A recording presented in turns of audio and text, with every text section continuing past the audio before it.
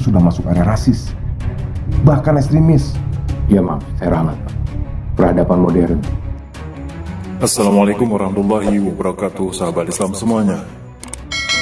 Apa yang terjadi di dunia hari ini mungkin hanyalah keping-keping atau mozaik dalam beberapa dekade yang lalu.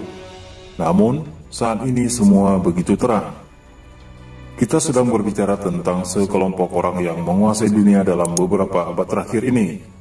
Kelompok yang harus ditaati oleh pemimpin dunia manapun jika ingin tetap langgeng berkuasa. Di sini kita akan bicara tentang keping-keping sejarah masa lalu yang membentuk gambaran utuh masa kini, di mana hal ini juga sesuai dengan gambaran yang diberikan Nabi Muhammad SAW dalam hadis-hadis beliau. Ini menyangkut dengan sekelompok manusia yang memiliki Tuhan versi mereka sendiri, namun dengan syarat dunia harus berdasarkan tatanan yang mereka buat. Lalu apa urusannya dengan kehidupan umat Islam? Bersabda Rasulullah SAW, hampir tiba masanya kalian diperebutkan seperti sekumpulan pemangsa yang memperebutkan makanannya. Maka seseorang bertanya, apakah karena sedikitnya jumlah kita? Bahkan kalian banyak, namun kalian seperti buih yang mengapung, dan Allah telah mencabut rasa gentar dari dada musuh kalian terhadap kalian, dan Allah telah menanamkan dalam hati kalian penyakit al-wahan. Seseorang bertanya, ya Rasulullah, apakah al-wahan itu? Nabi SAW bersabda, cinta dunia dan takut akan kematian. Hadis riwayat Abu Daud. Rasulullah SAW juga menyatakan bahwa ada sebuah fase di mana umat Islam akan terus-menerus menjadi pesakitan. Umat Islam banyak secara jumlah, namun terombang-ambing bagaikan buih di lautan. Tidak ada persatuan di antara sesama muslim, dan semakin banyaknya muslim yang menjadi munafik. Fase ini dikenal dengan Mulkan Jabariyah. Apakah saat ini kita berada di fase tersebut?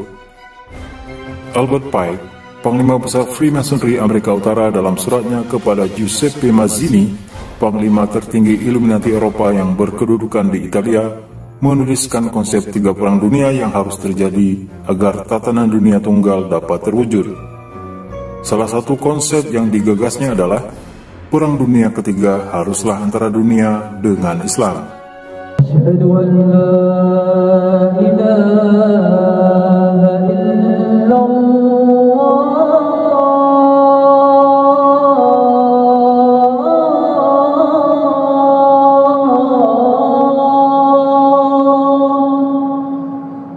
Hal ini seperti yang diungkap oleh William Guy Carr dalam bukunya Pawns in the Game tahun 1955. Maka sejak berakhirnya Perang Dunia II, yaitu setelah berdirinya negara Israel, rancangan Albert Pike tentang Perang Dunia Ketiga ini pun mulai dijalankan. Dunia Arab mulai membara, konflik dengan Israel dan konflik sesama bangsa Arab menjadi hal yang terus berulang. Palestina secara cepat pun menjadi pesakitan seperti yang dinubuatkan oleh Rasulullah SAW. Puncak dari grand design Perang Dunia Ketiga ini adalah dunia melawan Islam. Ajaran Islam kemudian dicitrakan sebagai biang kerok kejahatan di seluruh dunia. Hal ini mencapai puncaknya ketika peristiwa 9 September 2001 yang diyakini sebagai inside job seperti yang diutarakan oleh Michael Moore, seorang sinias dokumenter politik. Maka perhatikan, sejak saat itu, umat Islam menjadi pesakitan di seluruh dunia. Isu besarnya hanya satu, terorisme. Yang mereka mau, terorisnya ulama. Skenario demi skenario disusun rapi, walau terkadang terasa janggal dan dipaksakan. Umat Islam diadu domba dengan umat agama lain, bahkan dengan sesama muslim itu sendiri. Lalu lihatlah pemimpin dunia abad ke-20 hingga ke-21, tak lebih dari pajangan yang mereka naikkan dan turunkan sesuka hati. Jika taat, dia dipertahankan. Namun jika suatu saat membangkang, bersiaplah untuk disingkirkan. Pada abad ke-20 dan 21 ini, bermacam skenario ditempuh untuk membuat cap jelek bagi Islam, mulai dari framing buruk dari media massa, infiltrasi orang-orang sekuler dan liberal ke dalam Islam, pengucilan identitas syar'i, hingga kemunculan kelompok-kelompok jahat yang mengatasnamakan Islam namun ternyata merupakan bentukan badan intelijen negara tertentu. Lalu apa yang harus umat Islam lakukan? Apa yang kita alami pada fase Mulkan Jabarian ini merupakan sunnatullah.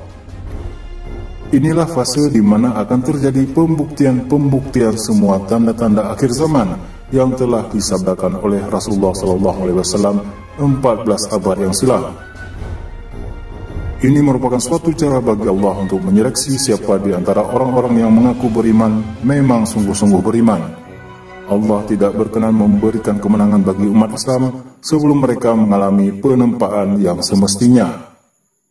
ولا تهنوا ولا تحزنوا وأنتم الأعلون إن كنتم مؤمنين إن يمسسكم قرح فقد مس القوم قرح مثله وتلك الأيام نداولها بين الناس وليعلم الله الذين آمنوا ويتخذ منكم شهداء والله لا يحب الظالمين.